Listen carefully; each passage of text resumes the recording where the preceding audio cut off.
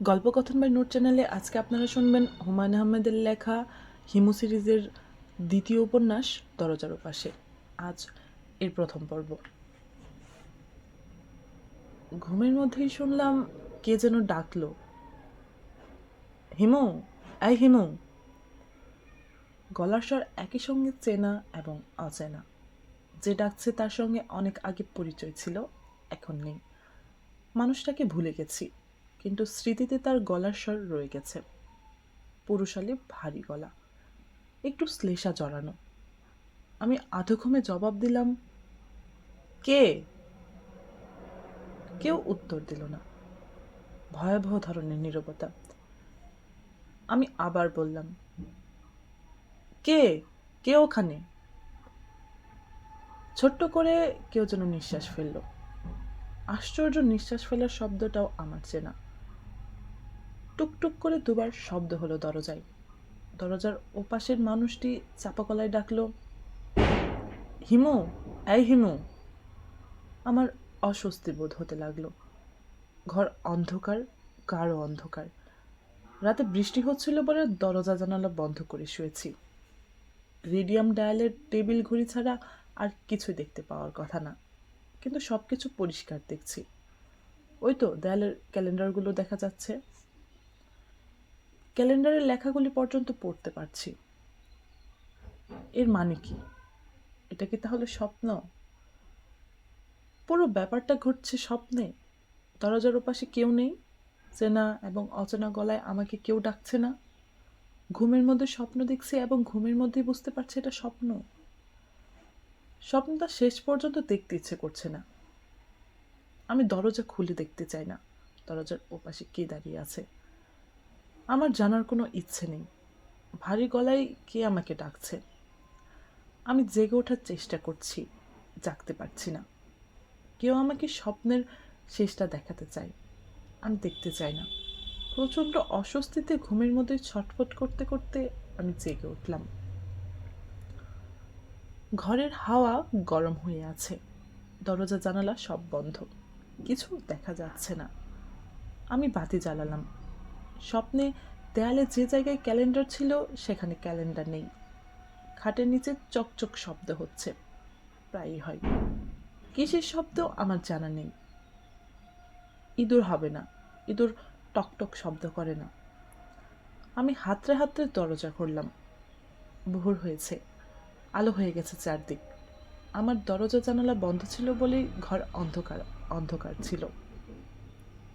বারান্দায় এসে দেখি পাশের ঘরের বাইজিদ সাহেব বারান্দায় দাঁড়িয়ে দাঁত মাজছেন। তার চোখ টকটকে লাল। এটা কোনো নতুন ব্যাপার না। বাইজিদ সাহেবের চোখ সবসময়ই লাল। তিনি আমাকে দেখে নিচু গলায় বললেন, কি ব্যাপার হিমু সাহেব, এত সকালে জেগে উঠেছেন? ব্যাপার কি? ঘুম ভেঙে গেল। সুবহ সাদেকের সময় ঘুম ভাঙা ভালো।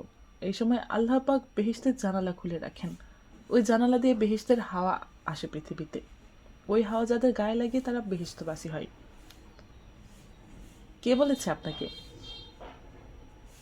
তিনি অস্বস্তির সঙ্গে বললেন, শোনো কথা, আপনি কি এই জন্যই রোজ ভোরে উঠে বেহেশতের হায় গাওয়া লাগান? বাইজিদ সাহেব লজ্জিত ভঙ্গিতে হেসে ফেললেন। ভোরবেলায় অদ্ভুত আলোর কারণেই তাকে আজ অনেক কম বয়স্ক মনে হচ্ছে। ভদ্রলোকের বয়স 50-এর কাছাকাছি। তাকে চোখে দেখে আমার সবসময় মনে হয়েছে তার গা থেকে কেউ একজন লেবুর মতো সমস্ত রস চিপে নিয়ে নিয়েছে। হাঁটেন খানিকটা কুঁজো হয়ে, চোখে চোখ পড়লে চোখ নামিয়ে নেন। রাস্তায় দেখা হলে যদি জিজ্ঞেস করি কেমন আছেন বাইজিদ সাহেব, তিনি বিব্রত গলায় কোনো রকম বলেন, এই আছি। ছুটির দিনে তিনি তার ঘরে থাকেন, দরজা থেকে ভেতর থেকে বন্ধ করে রাখেন। ছুটির দিনগুলোতে মেসে একটু ভালো খাওয়া দাওয়া হয়, সবাই একসঙ্গে বসে খাই। তিনি কখনো বসেন না। সবার খাওয়া হয়ে গেলে একসময় চুপি চুপি খেতে যান। মাথা নিচু করে অতি দ্রুত খাবার পর্ব শেষ করেন, যেন খাওয়া একটা অন্যায় কাজ। যত দ্রুত শেষ করা যায় তত ভালো। এই লোক আমাকে দেখে এতগুলি কথা বলবে ভাবা যায়? আমি তার দিকে খানিকটা এগিয়ে গিয়ে বললাম, বেহেশতের জানালা খোলার ব্যাপার যখন আছে, তখন দোজখের জানালা খোলার ব্যাপারও থাকার কথা। ওইটা কখন খোলা থাকে জানেন? রাত 12টা থেকে সুবহ সাদিকের আগ পর্যন্ত। এই জন্য এই সময় ঘরের ভেতর থাকার বিধান আছে। সবাই অবশ্য কথা শোনে না, সত্য মিথ্যা জানি না। আমি হাসতে হাসতে বললাম, সত্যি হলে আমার জন্য খুব মুশকিল। আমার অভ্যাস হলো গভীর রাতে রাস্তায় হাঁটাহাঁটি করা। বাইজিদ সাহেব ছোট্ট নিঃশ্বাস ফেলে বললেন, আমি জানি, তবে আপনার জন্য কোনো সমস্যা নেই। সমস্যা নেই কেন? আপনি সঠিক মানুষ। আমি সঠিক মানুষ আপনাকে কে বলল? রাত বিরাতে রাস্তায় হাঁটলে মানুষ সঠিক হয়ে যায়? তাহলে তো চোর এবং পুলিশ সবচেয়ে বড় সঠিক। বাইজিদ সাহেব আবার মাথা নিচু করে ফেললেন। সম্ভবত তিনি আর কথা বলবেন না। একদিনে অনেক বেশি কথা বলে ফেলেছেন। তার সঙ্গে আমার কথা বলতে ভালো লাগছে। ভদ্রলোক 2 বছরের ওপর আমার পাশের ঘরে আছেন। এই 2 বছরে তার সঙ্গে আমার 3-4 বারের বেশি কথা হয়নি। সেই সব কথাও। কেমন আছেন বাইজিদ সাহেব? এই আছি। এর মধ্যে সীমাবদ্ধ। ভদ্রলোক কি করেন, তার দেশ কোথায়, তার চোখ সবসময় টকটকে লাল কেন, কিছুই আমি জানি না। বাইজিদ সাহেব, জি? কাল রাতে অনেকক্ষণ জেগেছিলাম। রেসকোর্সের ভেতরে হেঁটে হেঁটে দোজখের হাওয়া লাগাচ্ছিলাম। বৃষ্টি যখন শুরু হলো তখন ঘরে এসেছি। এত সকালে আমার ঘুম ভাঙার কথা না। স্বপ্ন দেখে ঘুম ভেঙেছে। স্বপ্নটা পুরোপুরি দেখতেও পারিনি। মনে হচ্ছিল দুঃস্বপ্ন। দেখতে ইচ্ছা করছিল না বলে দেখিনি। জেগে উঠেছি। বাইজিদ সাহেব শান্ত গলায় বললেন, সুবহ সাদেকের সময় আল্লাহ পাক কাউকে দুঃস্বপ্ন দেখান না। তাই নাকি? জি। সুবহ সাদেক খুব একটা ভালো সময়। এই সময় আল্লাহ পাক মানুষকে মঙ্গলের কথা বলেন, আনন্দের কথা বলেন। এটাও কি মৌলানার কাছ থেকে শোনা কথা? জি না, আমার স্ত্রীর কথা। সে জীবিত নেই। 19 বছর আগে মারা গেছে। আমার কন্যা জন্মের সময় মারা গেল। সে জীবিত থাকার সময় অদ্ভুত অদ্ভুত কথা বলতো। তখন হাসাহাসি করতাম, এখন করি না। এখন তার সব কথাই সত্যি মনে হয়। বেহেশত এবং দোজখের জানালার কথাও কি তার কথা? জি। আপনার স্ত্রীর মৃত্যুর পর আপনি আর বিয়ে করেননি? না। আপনার মেয়েটির বয়স তাহলে এখন 19? জি। তার কি বিয়ে হয়েছে? না। সে কোথায় থাকে? তার মামাদের কাছে থাকে। নিজের কাছে এনে রাখতে চেয়েছিলাম, সামর্থ্য হলো না। অতি ছোট চাকরি করি। বেতন যা পাই তা দিয়ে ঢাকায় ঘর ভাড়া করে থাকা সম্ভব না। আমি আপনাকে অনেক ব্যক্তিগত কথা জিজ্ঞেস করে ফেললাম, কিছু মনে করবেন না। জি না, আমি কিছুই মনে করিনি। আমি খুব খুশি হয়েছি। অনেক দিন থেকে আপনাকে বলতে চাচ্ছিলাম, সাহসে কুলায়নি। আমাকে বলতে চাচ্ছিলেন কেন? আপনি মহাপুরুষ ধরনের মানুষ। আপনি আমার মেয়েটার জন্য একটু প্রার্থনা করলে তার মঙ্গল হবে, এই জন্য। মেয়েটার বিয়ে দিতে পারছি না। দুষ্ট লোকজন আমার মেয়েটার নামে বাজে একটা দুর্নাম ছড়িয়েছে। পুরো ব্যাপারটা যে মিথ্যা সবাই জানে। কেউ বিশ্বাস করে না, আবার সবাই বিশ্বাস করে। মেয়েটা খুব কষ্টে আছে ভাই সাহেব। আমি জানি আপনি মেয়েটার কষ্ট কমাতে পারবেন। আমার মেয়েটা যে কত ভালো তা একমাত্র আমি জানি, আর জানেন আল্লাহ পাক। আপনার কাছে আমি হাত জোর করছি। বাইজিদ সাহেব সত্যি সত্যি হাত জোর করলেন। আমি বিব্রত গলায় বললাম, ভাই, আপনি আমার হলুদ পাঞ্জাবি লম্বা দাড়ি খুব দেখে বিভ্রান্ত হয়েছেন। আপনার দোষ নেই, অনেকেই হয়। বিশ্বাস করুন, আমি মহাপুরুষ না, অতি সাধারণ মানুষ। প্রচুর মিথ্যা কথা বলি, অনেক ধরনের ভরং করি। মানুষকে হক চকিয়ে দেওয়ার একটা সচেতন চেষ্টা আমার মধ্যে থাকে। কাজকর্ম করার কোনো ক্ষমতা নেই বলেই আমি ভঙ্গ করে। বুঝতে পারছেন? ভাইজিদ সাহেব আগের মতো কোমল গলায় বললেন, আপনি একটু দোয়া করবেন আমার মেয়েটার জন্য। অনেকদিন বলার চেষ্টা করছি, সাহস পাইনি। আজ আল্লাহ পাক সুযোগ দিয়েছেন। আমি হাসতে হাসতে বললাম, আচ্ছা ঠিক আছে, প্রার্থনা করলাম। অসম্ভব রূপবান এবং ধনবান ছেলের সঙ্গে আপনার কন্যার বিয়ে হবে। তারা দুজনে মিলে ঘুরবে দেশ থেকে দেশান্তরে। বাইজিদ সাহেব ক্ষীণ গলায় বললেন, আপনার অসীম শুক্রিয়া। আমি দীর্ঘ নিঃশ্বাস ফেলে মহাপুরুষদের মতোই গম্ভীর ভঙ্গিতে নিচে নেমে গেলাম। ভালো যন্ত্রণা হয়েছে। আমাকে অলৌকিক ক্ষমতাধর মনে করে এমন লোকের সংখ্যা দ্রুত বেড়ে যাচ্ছে। একটা আশ্রম টাশ্রম খুলে বাসার সময় বোধহয় হয়ে এসেছে। কমন বাথরুম নিচে। এত ভোরে কেউ ওঠেনি। বাথরুম খালি পাওয়া যাবে। কল ছেড়ে কিছুক্ষণ মাথা পেতে বসে থাকবো। তারপর পরপর 3 কাপ চা খেতে হবে, যাতে ঘুম না হয়। মাথা জাম হয়ে আছে। চা খেয়ে রফিকের বাসায় একবার যেতে হবে। সে গত 1 সপ্তাহ ধরে 2 দিন পর পর আমার কাছে আসছে। কখনো দেখা হচ্ছে না। সে এমন সময় আসছে যখন আমি থাকি না। তার ব্যাপারটি কি কে জানে। বাথরুমের বেসিন অনেক দিন ধরেই ভাঙা। আজ দেখি নতুন বেসিন। বেসিনের উপর নতুন আয়না। মেসের মালিক বসিরউদ্দিন সাহেব খরচের চূড়ান্ত করেছেন বলে মনে হচ্ছে। বেসিনের কাছে না গিয়েও বলতে পারছি কোনো রিজেক্টেড বেসিন বসিরউদ্দিন সাহেব কুড়িয়ে এনে লিফট করে দিয়েছে। আয়নাটাও হবে ঢাকা শহরের সবচেয়ে সস্তা আয়না। মুখ দেখা যাওয়ার কোনো কারণ নেই। আয়না দেখলেই আয়নার সামনে দাঁড়াতে ইচ্ছা করে। খুবই ক্ষুদ্র ইচ্ছা এবং নির্দোষ ইচ্ছা। তবে অতি ক্ষুদ্র ইচ্ছাকে প্রশ্রয় দিতে নেই। একবার প্রশ্রয় দেওয়া শুরু করলে সব ইচ্ছাকে প্রশ্রয় দিতে মন চাইবে। যে মানব সন্তান ক্ষুদ্র কামনা জয় করতে পারে, সে বৃহৎ কামনাও জয় করতে পারে। এই মহৎ বাণী আমার বাবার। চামড়ায় বাঁধানো 321 পৃষ্ঠার একটা খাতায় তিনি এইসব বাণী মুক্তার মতো গোটা গোটা হরফে লিখে রেখে গেছেন। পুরো খাতাটাই হয়তো ভরে ফেলার ইচ্ছা ছিল, সময় পাননি। মাত্র 4 দিনের নোটিসে তাকে পৃথিবী ছাড়তে হলো। জ্বর হলো। জ্বরের 4র্থ দিনে বিস্ময় এবং দুঃখ নিয়ে তাকে বিদায় নিতে হলো। আমাকে হতাশ গলায় বললেন, আসল কথা তোকে কিছুই বলা হলো না। অল্প কিছু লিখেছি, এতে কিছুই হবে না। তিনি 18 পৃষ্ঠা পর্যন্ত লিখেছেন। কিছু কিছু বাণী লেখার পর আবার কেটে ফেলা হয়েছে, তার পছন্দ হয়নি। বাণীর মধ্যেও বেজাল আছে। এরকম একটা বেজাল বাণী হলো, হে মানব সন্তান, সুখের স্বরূপ নির্ধারণের চেষ্টা করো। যে সুখের স্বরূপ জেনেছে সে দুঃখ জেনেছে। দুঃখের বাস সুখের মাঝখানে। এই বাণী লাল কালি দিয়ে কেটে তার নিচে বাবা লিখেছেন, ভাব অস্পষ্ট ও ধোয়াটে। কলের নিচে মাথা পেতে মনে হলো, জগৎ সংসারের সবটাই কি অস্পষ্ট ও ধোয়াটে নয়? স্বপ্নকে আমরা অস্পষ্ট বলি, বাস্তব কি স্বপ্নের চেয়ে অস্পষ্ট নয়? শুধু মাথা ভেজানোর জন্য গিয়েছিলাম, পুরো শরীর ভিজিয়ে ফেললাম। আরাম লাগছে, একটু শীত শীত ভাব হচ্ছে। আরামদায়ক শীত ভাব, অর্থাৎ আমি সুখ পাচ্ছি।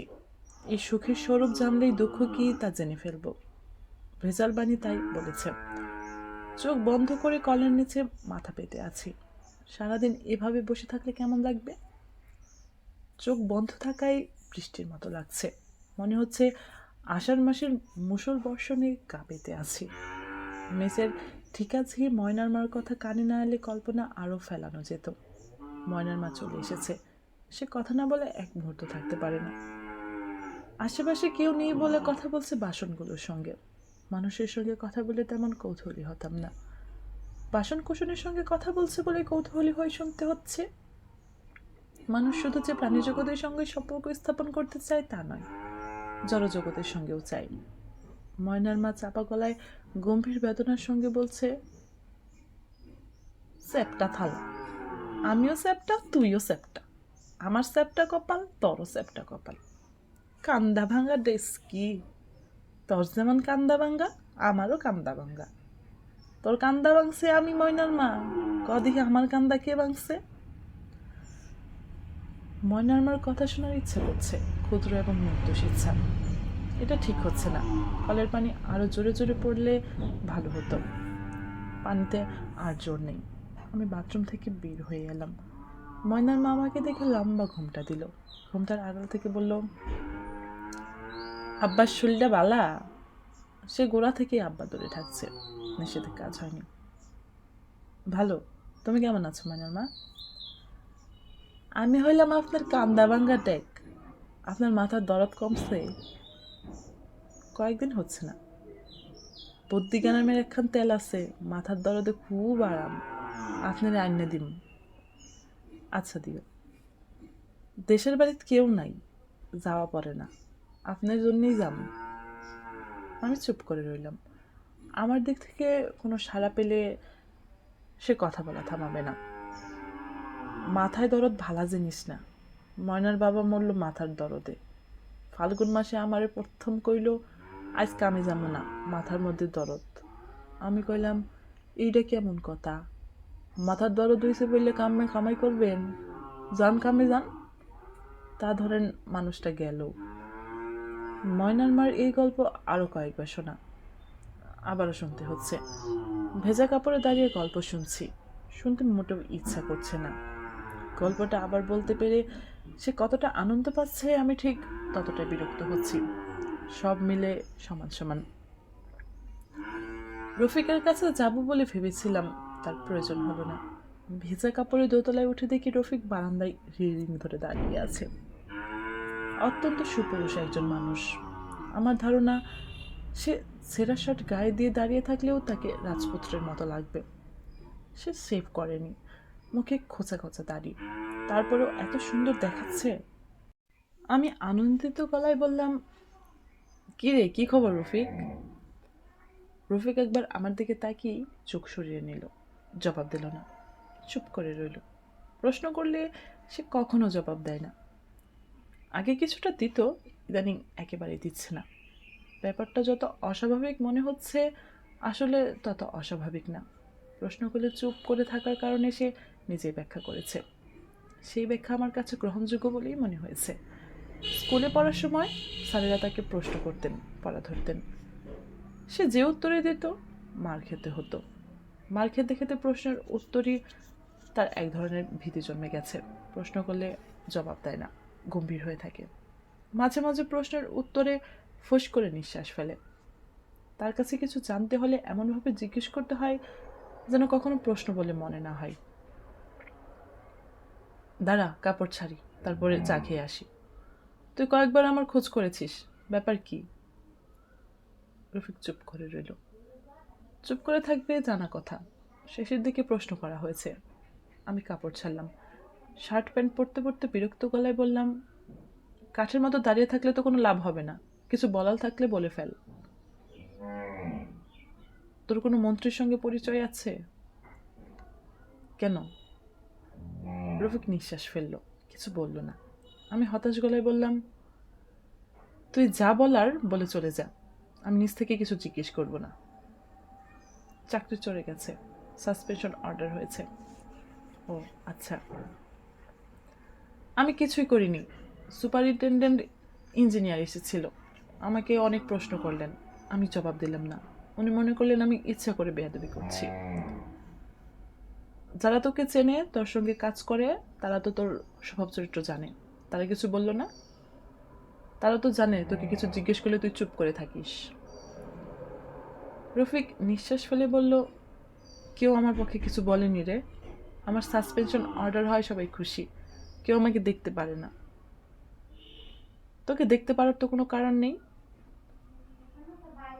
আমাকে শোকজ করেছিল, শোকজের জবাব দিয়েছি। জবাব ওদের পছন্দ হয় নাই। সবাই বলেছে আমাকে ডিসমিস করে দেবে। শোকজে কি লিখেছিলি? কথা বলা গাধা। তোকে কোনো প্রশ্ন করছি না, এমনি জিজ্ঞেস করলাম। রফিক চুপ করে রইল। আমি বিরক্ত গলায় বললাম, ওদের কোনো দোষ দিচ্ছি না। আমি তোর বস হলে অনেক আগেই ডিসমিস করে দিতাম। প্রশ্নের জবাব দে, যাতে বুঝতে পারি ব্যাপারটা কি। শেষ প্রশ্ন। কবে শোকজ করেছে, কবে জবাব দিয়েছিস?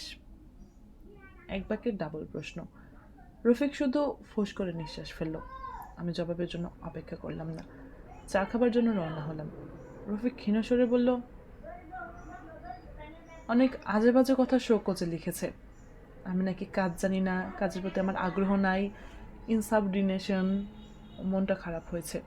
তো জানাশোনা মন্ত্রী আছে? এবার আমি চুপ করে রইলাম। চুপ করে থাকলে রফিক নিজেই কথা বলবে। রফিক বলল, আমার এক খালাতো ভাইয়ের এক আত্মীয় আছে মন্ত্রী। খালাতো ভাইকে বললে হয়। বলতে ইচ্ছে করে না। খালাতো ভাইটা বিরাট বদ। তুই কোনো মন্ত্রী চিনিস না, তাই না? চেনার অবশ্য কথাও না। ভালো মানুষদের সঙ্গে মন্ত্রীর পরিচয় থাকে না, বদগুলির সঙ্গে থাকে। খালাতো ভাইটা একটা বদ এই জন্যেই। রফিক কথা শেষ করলো না। মাঝে মাঝে সে দীর্ঘ বাক্য শুরু করলো।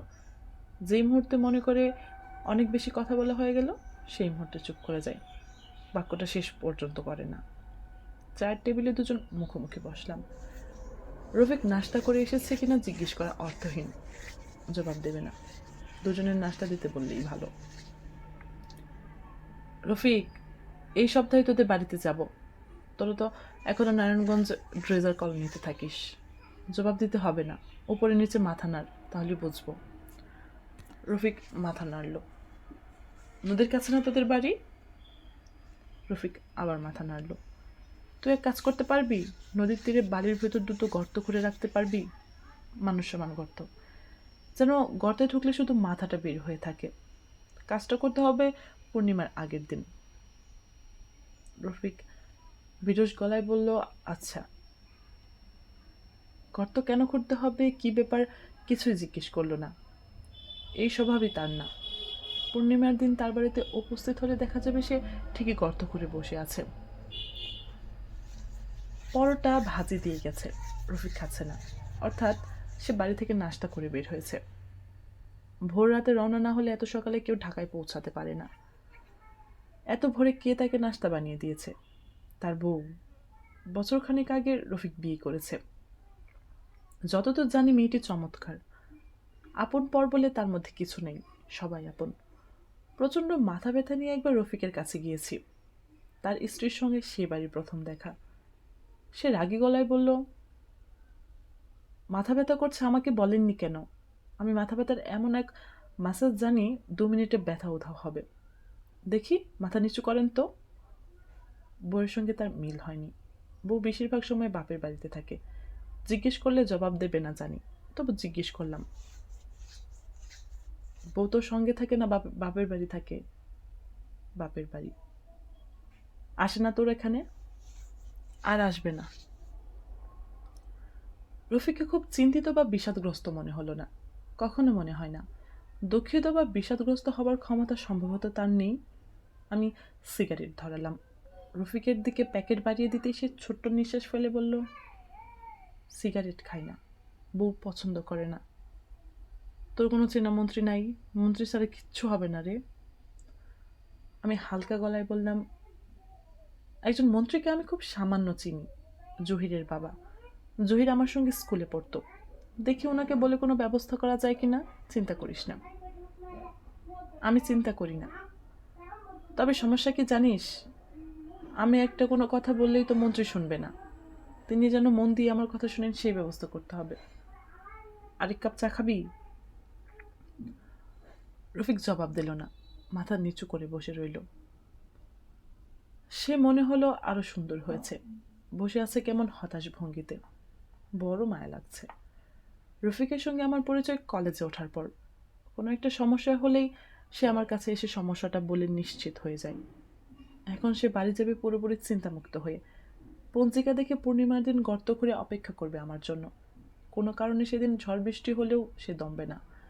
তার এই আনুগত্য আমার একার প্রতি না, সবার প্রতি।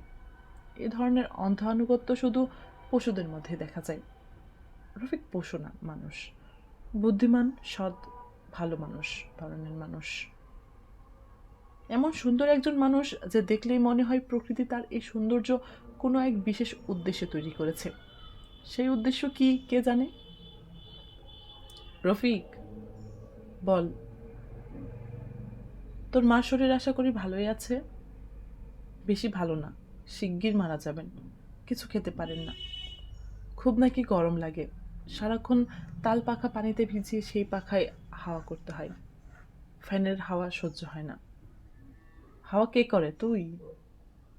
রফিক আমার দিকে তাকালো, কিছু বলল না।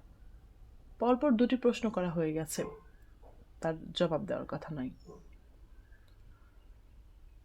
পিচকলা রোদ উঠেছে। রাস্তার পিচকলে স্যান্ডেলের সঙ্গে উঠে আসছে। দুটা স্যান্ডেলে সমানভাবে লাগলে কাজ হতো, তা লাগেনি। ডান দিকেরটাই বেশি লেগেছে, বাঁ দিকেরটাই কম। শুধুমাত্র রোদের কারণে এই মুহূর্তে আমার ডান পা বাঁ পায়ের চেয়ে লম্বা। আমি ইচ্ছা করে ডান পায়ের স্যান্ডেলে আরও খানিকটা পিচ লাগিয়ে 4 ইঞ্চি হিল বানিয়ে ফেললাম। এখন আমাকে হাঁটতে হচ্ছে খুঁড়িয়ে খুঁড়িয়ে। আমার হাঁটার ভঙ্গি দেখে কেউ মনে করতে পারে উদ্দেশ্যবিহীন যাত্রা, আসলে তা নয়। দুপুর রোদে অকারণে হাঁটছি না, বিশেষ উদ্দেশ্য আছে, বিশেষ পরিকল্পনা আছে। আমি যাচ্ছি মন্ত্রীর সন্ধানে। সরাসরি মন্ত্রী ধরা যাচ্ছে না, জহিরের মাধ্যমে ধরা হবে। সূক্ষ্ম পরিকল্পনার ব্যাপার আছে। চৈত্র মাসের ঝাঁঝা দুপুরে আমার গায়ে একটা গরম চাদর। চুল দাড়ি কাটা হয়নি বলে চেহারা হয়েছে ভয়ঙ্কর। দুটো অসমান পা নিয়ে হাঁটছি। তারপরে আমাদেরকে দেখে মনে হতে পারে আমি পুরো ব্যাপারটাই বেশ মজা পাচ্ছি, কারণ আমার হাতে জ্বলন্ত সিগারেট। মাঝে মাঝে আয়েশ করে সিগারেটের টান দিয়ে নাক মুখে ধোঁয়া ছাড়ছি। রাস্তাঘাট ফাঁকা, হরতাল হরতাল ভাব। প্রভেদ এইটুকুই, হরতালের সময় রাস্তায় ছোট ছোট ছেলেপুলেদের মহানন্দে খেলতে দেখা যায়, এখন দেখা যাচ্ছে না। পথের ধারে বেলের শরবত বিক্রি হচ্ছে। শরবত যারা বিক্রি করে তাদের চোখে মুখে তৃষ্ণার্তের ভঙ্গি থাকে। এই শরবতগুলোর মধ্যে সেই ভঙ্গি খুব বেশি মাত্রায়। সে গভীর আগ্রহে আমার দিকে তাকিয়ে আছে। এত আগ্রহ নিয়ে গত 3 বছরে কেউ আমার দিকে তাকায়নি। মানুষের আগ্রহকে উপেক্ষা করা ঠিক না। আমি থমকে দাঁড়ালাম, সিগারেটের লম্বা টান দিয়ে, এবং হাসি মুখে বললাম, খবর ভালো? বেচারা হকচকিয়ে গেল। কি বলবে ভেবে পেল না। তাকালো জগের দিকে। যোগ ভর্তি হলুদ পানীয়, তার উপরে বরফের কুচি ভাসছে। আমার ধারণা পৃথিবীতে যে কটি কুচ্ছিত পানীয় আছে, বেলের শরবত তার মধ্যে 1 নম্বর। 2 নম্বরে আছে তোকমার শরবত। তোকমার শরবত খাবার সময় মনে হয় ছোট ছোট কেঁচোর টুকরা পানিতে গুলি খেয়ে ফেলছি। শরবতওয়ালার হকচকানো ভাব কমানোর জন্য বললাম, বেলের শরবত কত করে? ডবল 3 টাকা, সিঙ্গেল 2 টাকা। তোকমার শরবত বিক্রি করেন না? জি না, চলে না, ভালো জিনিসের কদর নাই। দেখি 1 সিঙ্গেল বেলের শরবত। ডাবল খান, ডাবল শরীরের জন্য ভালা। দিন, ডাবলই দিন। শরবতের জগের চারপাশে ভনভন করে মাছি উঠছে। যে পানিতে শরবত বানানো হয়েছে সেখানে হেপাটাইটিস বি ভাইরাস কিলবিল করার কথা। বরফে আছে টাইফয়েডের জীবাণু, এরা নাকি ঠান্ডায় ভালো থাকে। দুটো বড় গ্লাসে শরবত ঝাঁকাঝাঁকি হচ্ছে। লেবু চেপে খানিকটা লেবুর রস দেওয়া হলো, মনে হচ্ছে 1 চিমটি লবণও মেশানো হলো। একটা বোতল থেকে গোলাপ জলের পানি ছেটানো হলো। সামান্য 3 টাকায় এত কিছু পাওয়া যাচ্ছে। গ্লাস আমার দিকে এগিয়ে দিতে দিতে শরবতওয়ালা গম্ভীর মুখে বলল, মধু আর বেল, এই 2 জিনিসের মধ্যে আল্লাহ পাকের খাস রহমত আছে। তাই নাকি? জি। তবে মধু শরীর গরম করে আর বেল করে ঠান্ডা। দুটো একসঙ্গে খেলে কি হবে? শরীর চলে আসবে মাঝামাঝি অবস্থায়, ঠান্ডাও না গরমও না, তাই না? শরবতওয়ালা সরু চোখে তাকাচ্ছে। আমি রসিকতা করছি কিনা বোঝার চেষ্টা করছে। তার সমগোত্রীয় কেউ রসিকতা করলে সে হেসে ফেলত। আমাকে সমগোত্রীয় মনে হচ্ছে না তার, এক ধাপ উপরের মনে হচ্ছে। উঁচু ক্লাসের রসিকতা অপমান হিসেবে ধরে নিতে হয়, তাই নিয়ম। একটানে শরবত শেষ করে তৃপ্তির ভঙ্গি করে বললাম, আহ, শরীর ঠান্ডা হয়ে গেছে, জিনিস ভালো, অতি উত্তম। শরবতওয়ালার মুখের অন্ধকার দূর হচ্ছে না। এটাকেও সে রসিকতার অংশ হিসেবেই মনে করছে। আমি চকচকে 5 টাকার একটা নোট বের করে দিলাম। উদার গলায় বললাম, পুরোটা রেখে দিন, বকশিস। এবার মুখের অন্ধকার কাটল। শরবতওয়ালা তৃপ্তির নিঃশ্বাস ফেলে বলল, তকমা শরবত খাইতে চাইলে আইসেন, আইনা রাখবো, স্পেশাল বানাইয়া দিব, খায় আরাম পাইবেন। কবে আসবো? শুক্রবারে আইসেন, বুধবারে দেশে যাব, শুক্রবারে সকালে ফিরব। এখানে পাওয়া যাবে আপনাকে? যে নিন ভাই, একটা সিগারেট খান। শরবতওয়ালা হাত বাড়িয়ে সিগারেট নিল। মোটেই অস্বস্তি বোধ করলো না। যে অধিকারের সঙ্গে সে নিল তা থেকে বোঝা যাচ্ছে শুক্রবারে যদি আমি আসি সে তোকমা শরবত খাওয়াবে এবং দাম নেবে না। এর এসব ব্যাপারে খুব সাবধান। নাম কি ভাই আপনার?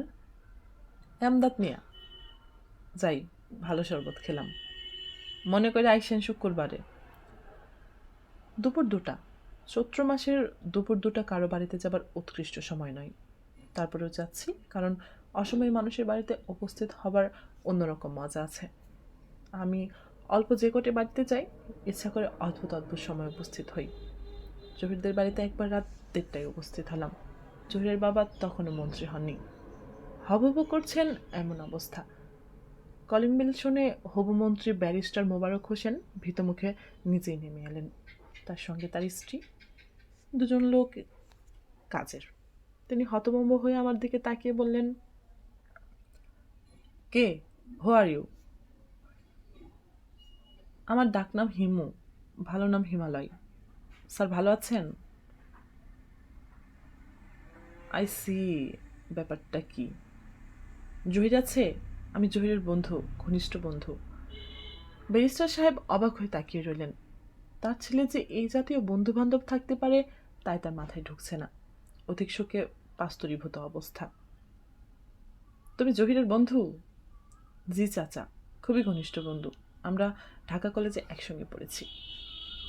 I see. আমি মুখে বিনয়ী ভাব সারা ছড়িয়ে দিলে ব্যারিস্টার সাহেবের স্ত্রীর দিকে তাকিয়ে বললাম, চাচি ভালো আছেন? উনি সঙ্গে সঙ্গে একটু দূরে সরে গেলেন। জহিরের বাবা বললেন, এত রাতে কি খবর? ওর সঙ্গে অনেকদিন দেখা হয় না। পাশ দিয়ে যাচ্ছিলাম, ভাবলাম দেখা করে যাই। রাত কটা বাজে জানো? জি না। 1:40। রাত 1:40 কেউ কারো বাড়িতে অকারণে আসে আমার জানা ছিল না। অকারণে আসেনি স্যার, অনেকদিন দেখা হয় না। ও ভালো আছে তো? হ্যাঁ ভালো আছে। তোমার নাম কি যেন বললে? এভারেস্ট? জি না, এভারেস্ট না, হিমালয়।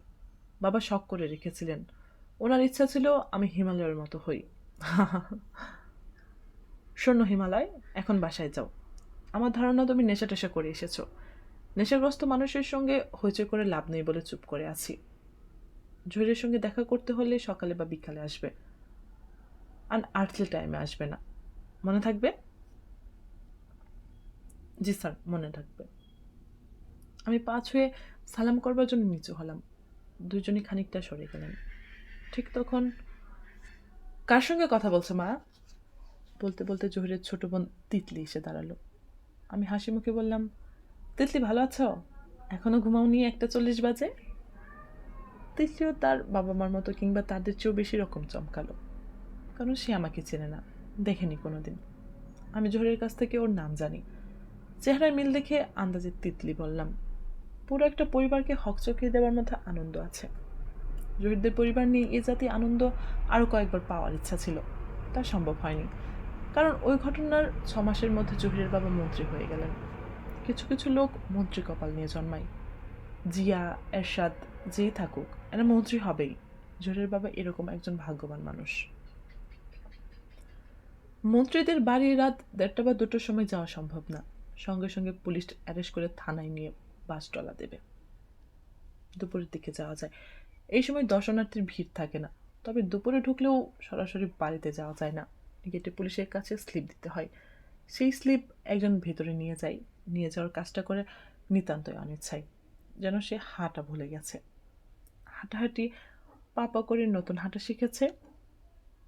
জহির আচার আচরণ ভাবভঙ্গি কোনোটাই মন্ত্রীর ছেলের উপযোগী নাই, কোনো কালেও ছিল না। বহেমিয়ান ধরনের ছেলে, ঘর পালানো রোগ আছে।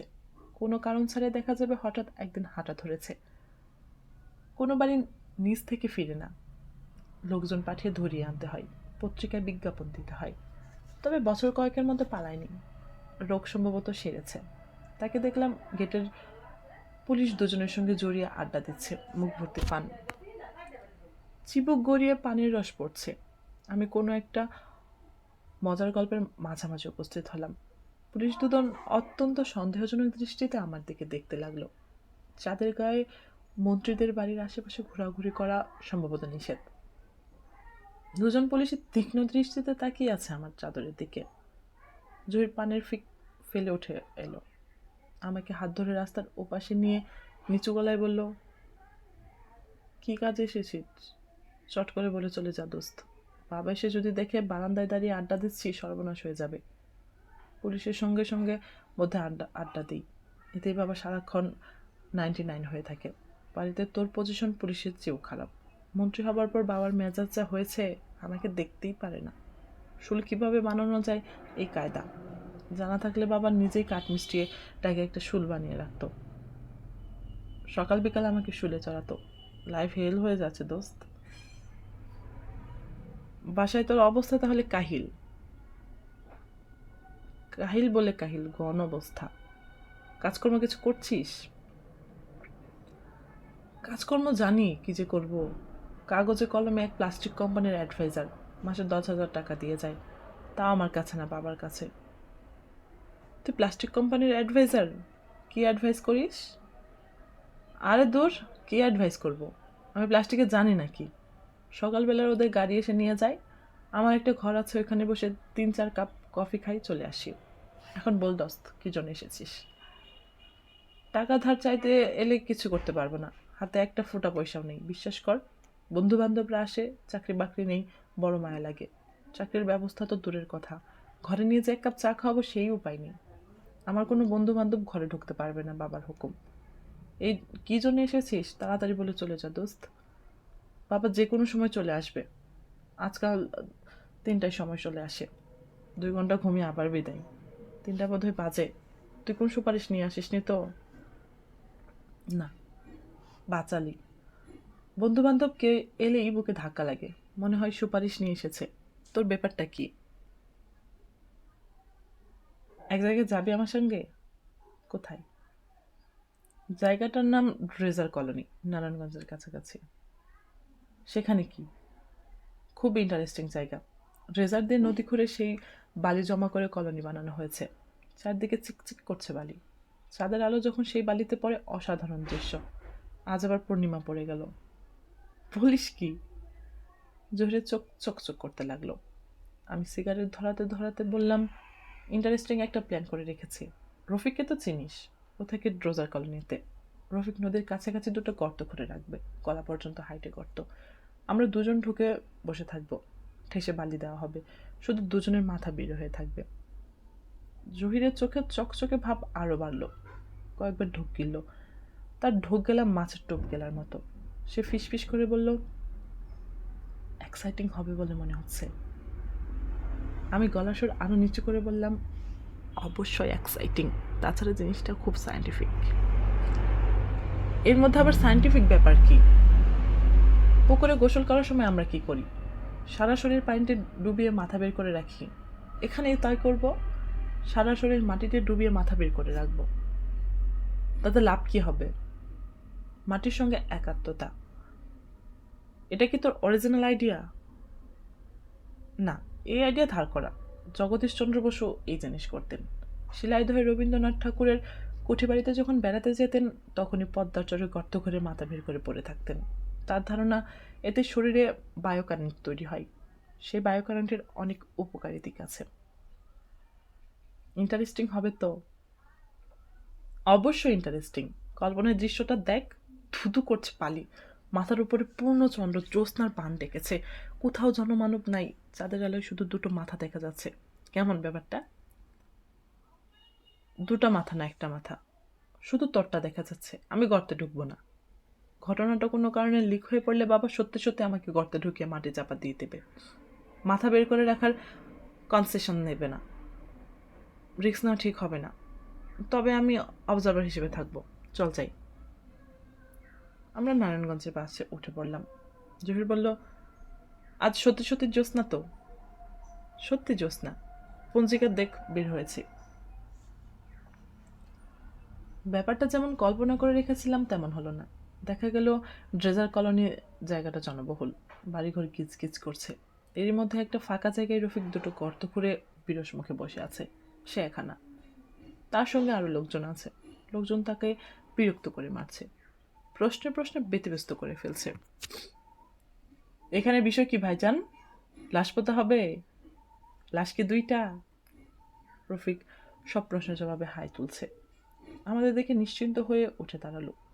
যন্ত্রের মতো গলায় বলল, মার শরীর খারাপ, আমি চলে যাব। কি ঘটতে যাচ্ছে তা নিয়ে কোনো মাথা ব্যথা নেই। জহির শুরু থেকে না না করছিল। গর্ত দেখে তার উৎসাহ মাথা চাড়া দিয়ে উঠল। সে আমার কানে কানে বলল, নিয়মটা কি? ন্যাংটা হয়ে ঢুকবো নাকি আন্ডারওয়্যার থাকবে? ন্যাংটা হয়ে ঢোকায় নিয়ম, তুই ইচ্ছে করলে আন্ডারওয়্যার রাখতে পারিস। কোনো প্রয়োজন দেখছি না, করবো যখন নিয়ম মাফিক কি করব। নাচতে নেমে ঘোমটা দেওয়ার কোনো কারণ মানে হয় না। Who cares? আমরা তৎক্ষণাৎ গর্তে ঢুকলাম না। রাত 11টার দিকে লোকজন কমে যাবার পর ঢুকলাম।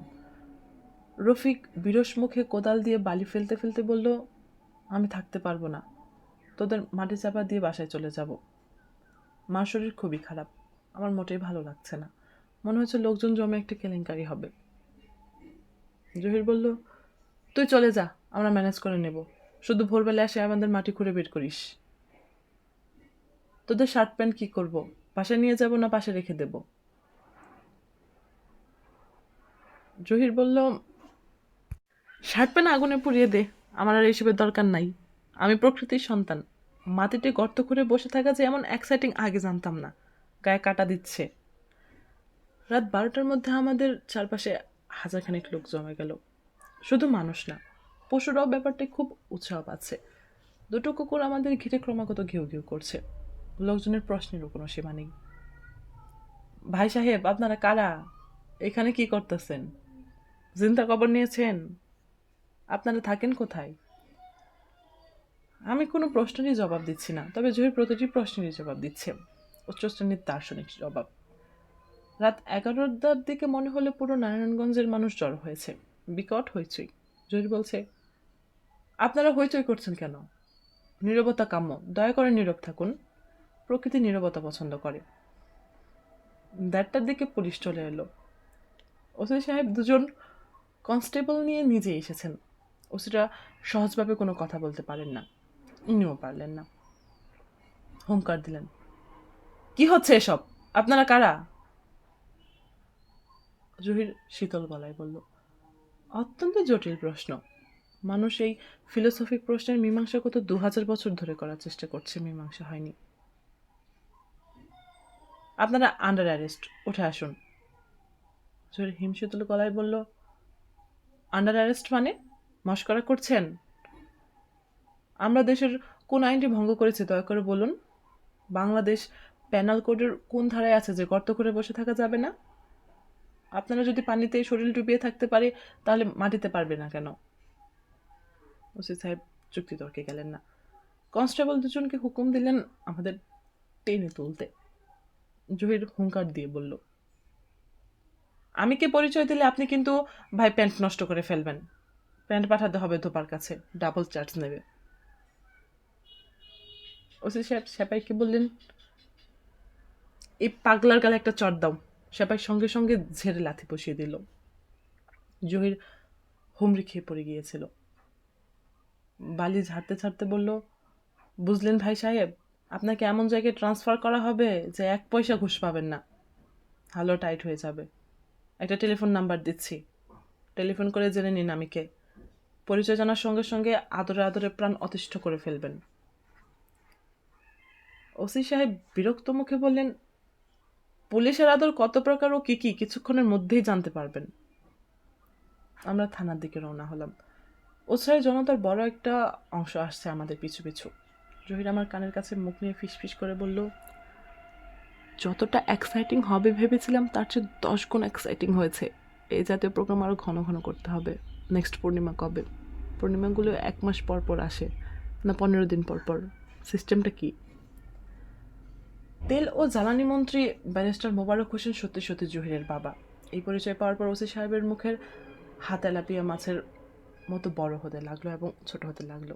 তারপর উনি যখন শুনলেন মোবারক হোসেন সাহেব নিজেই ছেলেকে ছাড়িয়ে নিতে আসছেন, তখন অধিক শোকে ওসি সাহেব পাথরের মতো হয়ে গেলেন। খানিকক্ষণ জহিরের দিকে তাকান, খানিকক্ষণ আমার দিকে তাকান। জহির বলল, আপনি শুধু শুধু ভয় পাচ্ছেন ওসি সাহেব। আমার বাবা বাইরের মানুষের সঙ্গে অত্যন্ত মাইডিয়ার ধরনের লোক, আপনাকে উনি কিছুই বলবেন না। তাছাড়া আপনাকে কিছু বলার প্রশ্নও আসে না। আপনি আপনার কর্তব্য পালন করেছেন। এর উত্তরে ওসি সাহেব চাপা গলায় বিড়বিড় করে কি যেন বললেন, যার কিছুই বোঝা গেল না। জহির বলল, ওসি সাহেব চা খাওয়াতে পারেন? এতেও ওসি সাহেবের হতভম্ব ভাব কাটল না। সেকেন্ড অফিসার লাফ দিয়ে উঠে দাঁড়িয়ে বলল, এখনই চা কেক নিয়ে আসছি স্যার, এখনই আনছি। জিলাপি খাবেন? এখানে গরম গরম জিলাপি পাওয়া যায়। জিলাপি খাওয়া যায়? আপনারা কেউ যদি কাইন্ডলি রফিকের বাসা থেকে আমাদের কাপড়গুলো এনে দেন তাহলে ভালো হয়। বাবা এসে যদি দেখেন আমরা আন্ডারওয়্যার পরে থানায় বসে আছি, উনি কিছুটা বিরক্ত হতে পারেন। মন্ত্রী মানুষ তো সামান্যতে বিরক্ত হন। সেকেন্ড অফিসার বললেন, আমি ব্যবস্থা করছি স্যার, আপনারা গা ধুয়ে নেন, শরীর ভর্তি বালু, বাথরুমে সাবান আছে। গা ধোয়ার আগে তেল ও জ্বালানি মন্ত্রী ব্যারিস্টার মোবারক হোসেন উপস্থিত হলেন, সঙ্গে তার পিএ, দুজন পুলিশ গার্ড। মোবারক হোসেন সাহেব হতভম্ব হয়ে তাকিয়ে রইলেন আমাদের দিকে। আমি বললাম, স্যার ভালো আছেন? তিনি জবাব দিলেন না। মনে হচ্ছে তিনি ওসি সাহেবের মতো অধিক সুখে পাথর হয়ে পড়েছেন। সমস্ত থানা জুড়ে এক ধরনের আতঙ্ক। পুলিশরা সব অ্যাটেনশন হয়ে আছে। ব্যারিস্টার সাহেব ওসি সাহেবের দিকে তাকিয়ে বললেন, এরা কি করেছিল বললেন? গর্ত করে বসেছিল? জি স্যার, শুধু মাথা বের হয়েছিল। আমি খবর পেয়ে দুজন কনস্টেবল নিয়ে উপস্থিত হলাম। I see. আমি স্যার পাগল ভেবেছিলাম, মানে স্যার ঠিক বুঝতে পারিনি। বুঝতে পারার কথাও না, আমি নিজেই কিছু বুঝতে পারছি না। যাই হোক, আপনাকে ধন্যবাদ। ঘটনাটা থানায় জিডি এন্ট্রি করে রাখুন। মন্ত্রীর ছেলে বলে পার পেয়ে যাবে তা হবে না। আর এই ছেলে, যার নাম সম্ভবত হিমালয়, একে ভালো মতো জিজ্ঞাসাবাদ করুন। সেই বুদ্ধি দিয়ে এইসব করিয়েছে বলে আমার ধারণা। ড্রাগ এডিক্ট হওয়ার সম্ভাবনা। খুব ভালো মতো খোঁজখবর করবেন। অবশ্যই করব স্যার। আমি জোরকে নিয়ে যাচ্ছি। তাকে জিজ্ঞাসাবাদ করতে চাইলে টেলিফোন করবেন। তার প্রয়োজন হবে না স্যার। প্রয়োজন হবে না বলবেন না। মন্ত্রীর ছেলে বলে সে কোনো আলাদা ফেভার পাক, আমি তা চাই না। মন্ত্রী জনগণের সেবক, এর বেশি কিছু না। সেকেন্ড অফিসার সাহেব আমাদের কাপড় এবং চা নাস্তা নিয়ে এসেছেন। মন্ত্রী দেখে তার ভিমরি খাবার উপক্রম হলো। জহির বিরস মুখে শার্ট গায়ে দিয়ে প্যান্ট পরল। মোবারক সাহেব ছেলের দিকে তাকিয়ে মিষ্টি গলায় বললেন, চলো বাবা, যাওয়া যাক। ভঙ্গিটা এমন যেন 6-7 বছরের একটা ছেলেকে সান্ত্বনা দিয়ে কথা বলছেন। যে ছেলে না বুঝে দুষ্ট বন্ধুদের পাল্লায় পড়ে সামান্য অপরাধ করে ফেলেছে, যে অপরাধের শাস্তি বকাঝকা না আদর। যাবার আগে খানিকক্ষণ স্থির দৃষ্টিতে আমার দিকে তাকিয়ে রইলেন। আমি এই জিনিসই চাচ্ছি, আমাকে যেন চিনে রাখেন। দ্বিতীয়বার দেখা হলে আমাকে যেন বলতে না হয় আমি হিমালয়। তারা চলে যাবারও আধা ঘন্টা পর হবার পর থানায় পরিস্থিতি মোটামুটি স্বাভাবিক হলো। এই আধ ঘন্টায় আমি 2 কাপ চা এবং 3 পিস কেক এবং 6টা জিলাপি খেলাম। অর্ধেকটা সিগারেট খেলাম। পুরোটা খাওয়া গেল না, কারণ সেকেন্ড অফিসার সাহেব কঠিন গলায় বললেন, সিগারেট ফেলুন, নো স্মোকিং। একটা বেরিয়েছে 8-10টা খেলি পান। দুটো নিয়ে একসঙ্গে মুখে দিয়ে দিলাম। আমার এই কর্মকাণ্ড সবাই দেখছে, বেশ আগ্রহ নিয়েই দেখছে। তাদের ভালো লাগছে কিনা বুঝতে পারছি না, মনে হয় লাগছে না। চেয়ারে পা উঠিয়ে পদ্মাসনের ভঙ্গিতে বসেছিলাম। সেকেন্ড অফিসার কঠিন ভঙ্গিতে বললেন, পা নামিয়ে বসুন। আমি পা নামিয়ে বসলাম। হাত বাড়িয়ে পিস থেকে আরো 2টো পান নিয়ে মুখে দিয়ে সহজ স্বরে বললাম, পানের পিক কোথায় ফেলবো স্যার? ওসি সাহেব নড়েচড়ে বসলেন। টেবিল থেকে আমার দিকে খানিকটা ঝুঁকে এসে বললেন, এবার বলুন আপনি কে? আমার নাম হিমালয়, ডাকনাম হিমু। কি করেন? কিছু করি না। কিছু যে করেন না তা বুঝতে পারছি। এটা বোঝার জন্য হোমস হতে হয় না। থাকেন কোথায়? একটা মেসে থাকি। ঢাকায় আপনার আত্মীয় স্বজন আছে? আছে।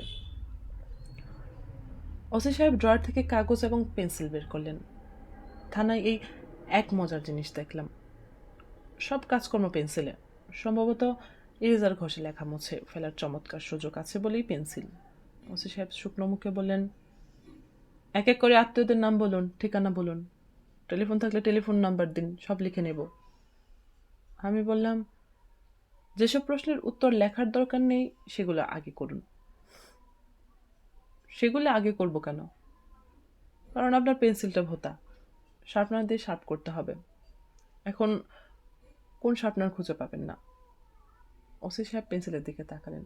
পেন্সিলটা সত্যি ভোঁতা। তিনি অত্যন্ত গম্ভীর মুখে শার্পনার খুঁজতে লাগলেন। খুঁজে পাওয়া গেল না। ড্রয়ার ঘাটাঘাটি করা হলো, ফাইলপত্র উল্টানো হলো, শার্পনার নেই। ওসি সাহেব একা না, অন্যরাও শার্পনার খোঁজায় যোগ দিল। ওসি সাহেব গর্জনের মতো শব্দ করে বলতে লাগলেন, একটা পুরনো ব্লেড ছিল, সেটা গেল কই? এত বিশৃঙ্খলা, এত বিশৃঙ্খলা। আমি বললাম, একটা বল্ট পয়েন্ট দিয়ে লিখে লিখে চলে। তিনি ক্রুদ্ধ দৃষ্টিতে তাকালেন, যেন এক অদ্ভুত কথা তিনি তার ওসি জীবনে কখনো শোনেননি। এসব ক্ষেত্রে সাধারণত এরকমই হয়। আমি জানি, যতক্ষণ পর্যন্ত একটা শার্পনার না আসবে ততক্ষণ পর্যন্ত সব কাজকর্ম বন্ধ থাকবে। একজন কাউকে দোকানে পাঠিয়ে একটা শার্পনার আনিয়ে নিলেই হয়, তা না হবে না। খোঁজা চলতেই থাকবে এবং সবার রাগ বাড়তে থাকবে, ধমকাধমকি হতে থাকবে। হোটেল থেকে একটা ছেলে টিফিন কেটিয়ারে কী যেন নিয়ে এসেছে। রাত প্রায় শেষ হতে চলল। এ সময় খাবার কার জন্যে?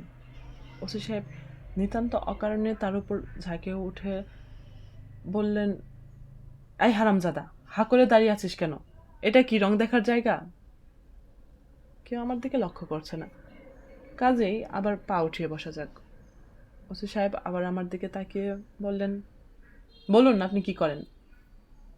আগে একবার বলেছি কিছু করি না, ঘুরে বেড়াই। কোথায় ঘুরে বেড়ান? পথে ঘাটে। ভবঘুরে? তা বলতে পারেন। দেশে ভবঘুরে আইন বলে যে একটা আইন আছে, তা কি জানেন? এই আইনে ভবঘুরেদের ধরে ধরে জেলে ঢুকিয়ে ফেলা হয়। ভাগ্যিস এই যুগে কোনো ধর্মপ্রচারক নেই। ধর্মপ্রচারক থাকলে সমস্যা হয়ে যেত। জানেন বোধ হয়, ধর্মপ্রচারকরা সবাই বলতে গেলে ভবঘুরে। গৌতম বুদ্ধ, গুরু নানক, যীশুখ্রিস্ট। আপনি কি ধর্মপ্রচারক? জি না, তবে এই লাইনে চিন্তা ভাবনা করছি। টাকা পয়সা জোগাড় করতে পারলে একটা আশ্রম চালু করার ইচ্ছা আছে। মহাপুরুষ হবার একটা ক্ষুদ্র চেষ্টা বলতে পারেন। মহাপুরুষ হবার চেষ্টা করছেন? জি। কেন জানতে পারি? সত্যি সত্যি জানতে চান? হ্যাঁ, চাই। আমি শান্ত ভঙ্গিতে বললাম, আমার নিজের দিক থেকে মহাপুরুষ হবার তেমন আগ্রহ নেই, তবে আমার বাবার খুব শখ ছিল ছেলেকে মহাপুরুষ বানাবেন। সাধারণত বাবারা ছেলেমেয়েদের ডাক্তার, ইঞ্জিনিয়ার, ব্যারিস্টার এইসব বানাতে চায়, কেউ মহাপুরুষ বানাতে চান না। আমার বাবা চেয়েছিলেন। আমার সঙ্গে ফাইজলামি করছেন? জি না, ফাইজলামি করছি না। শিয়ালের শিং দেখেছেন? না। শিয়ালের শিং আমি দেখিয়ে ছাড়ব। মহাপুরুষ কত প্রকার ও কি কি বুঝে যাবেন। গর্তে ঢুকে মহাপুরুষ, শুকুর গর্তে ঢুকে মহাপুরুষ না। এই মবিন, মবিন, মবিন নামের একজন কেউ ছুটে এলো। ওসি সাহেব চোখ মুখ কুচকে বললেন, একটা নাপিত ধরে নিয়ে আসো। নাপিতকে বলে এ মহাপুরুষের চুল দাড়ি ভুরু সব যেন কামিয়ে দেয়। মহাপুরুষগিরি বাই করছি। অনেক মহাপুরুষ দেখা আছে। পেন্সিল কাটার পাওয়া গেল? জি না স্যার। না শব্দ আমি শুনতে চাচ্ছি না, খুঁজে বের করো। ওসি সাহেবের নাম মোহাম্মদ সিরাজুল করিম। তিনি দেখলাম আসলেই করিতকর্মা লোক। শুধু যে করিতকর্মা তাই না, বেশ সাহসীও। নাপিত ডাকিয়ে সত্যি সত্যি দাড়ি গোঁফ ভুরু সবই কামিয়ে দিলেন। হুঙ্কার দিয়ে বললেন, মহাপুরুষের হাতে একটা আয়না দাও, মহাপুরুষ তার চেহারাটা দেখুক। আমি হাই তুলতে তুলতে বললাম, চেহারা দেখতে চাচ্ছি না। মহাপুরুষদের আয়নায় নিজেকে দেখা নিষেধ আছে। এতে নিজের চেহারার প্রতি এক ধরনের মুগ্ধতা চলে আসে, এটা ঠিক না। ঠিক না হলে দেখে রাখুন, চেহারা যে অবস্থায় এখনো আছে এই অবস্থা থাকবে না। মন্ত্রী সাহেব কি বলেছিলেন তা শুনেছেন তো? ভালো মতো জিজ্ঞাসাবাদ করতে বলেছেন। পুলিশের জিজ্ঞাসাবাদ শুধু মুখের কথাই হয় না। পুলিশের জিজ্ঞাসাবাদ কঠিন জিনিস। শরীরের চামড়া শুধু থাকবে, হাড্ডি যা আছে পানি হয়ে পিশাবের সঙ্গে বের হয়ে যাবে। মহাপুরুষদের প্রতি আপনার অকারণ রাগের কারণটা জানতে পারি? অবশ্যই বর্তমানে আপনার মন অত্যন্ত বিক্ষিপ্ত। ঘরে অসুস্থ স্ত্রী, প্রিয়জন ভয়াবহ রকমের অসুস্থ থাকলে মন মেজাজ ঠিক থাকে না, সারা পৃথিবীর উপরই রাগ লাগে।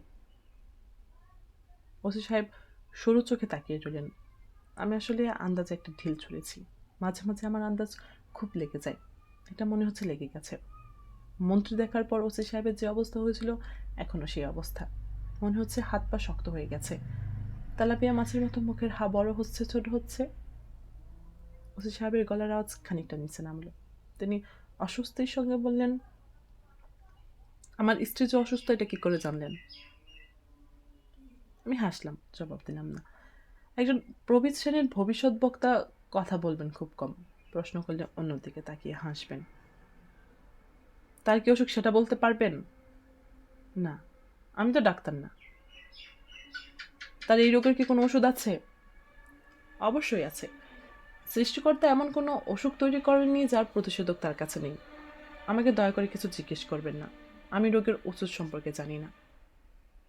ওসি সাহেব পকেট থেকে সিগারেটের প্যাকেট বের করতে করতে বললেন, মহাপুরুষগিরি ফলানোর জায়গা পান না, স্ত্রী অসুস্থ, ভাওতাবাজি পুলিশের কাছে। বয়স তো খুব বেশি মনে হয় না, লোক ঠকানো কায়দা কানুন সব জানা হয়ে গেছে। মবিন, মবিন। মবিন চলে এলো। মবিনের মুখ হাসি হাসি, কারণ তার হাতে পেন্সিল কাটার শেষ পর্যন্ত পাওয়া গেছে। সে খুশি খুশি গলায় বলল, পেন্সিল কাটার পাওয়া গেছে স্যার। পেন্সিল কাটারে এখন আর দরকার নেই। বাবাজিকে হাজতে নিয়ে যাও, ভালো মতো আদর যত্ন করো, যাতে যতদিন বাঁচে পুলিশের খাতিরের ব্যাপারটা মনে থাকে। চুলদাড়ি কাটানো ঠিক হয়নি, চুলদাড়ি থাকলে আদর যত্নের সুবিধা হতো। চুলদাড়ির কোনো দরকার নাই স্যার, দেখেন না কি করি। মবিন সাহেব কিছু করার সুযোগ পেলেন না।